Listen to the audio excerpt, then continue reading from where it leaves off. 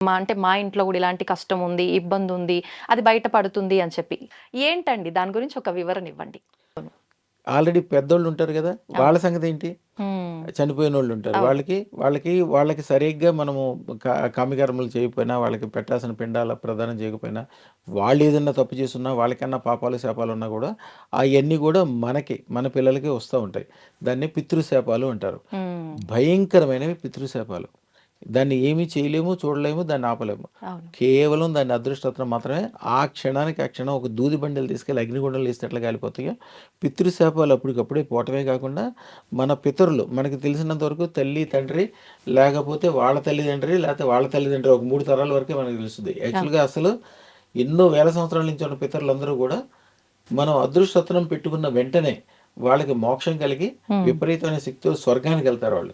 స్వర్గానికెళ్ళిన తర్వాత వాళ్ళకి వేరే పనే ఉండదు. మీ వంకే చూస్తూ మీ మూలాన్నే స్వర్గానికెళ్లారు కాబట్టి మిమ్మల్ని దీవిస్తా ఉంటారు. అదృష్టత్వం పెట్టుకోంగానే ఎమ్మటే 9 గంటల్లోనో, 9 రోజుల్లోనో బాగుపడతారంటానికి అది కూడా ఒక కారణం.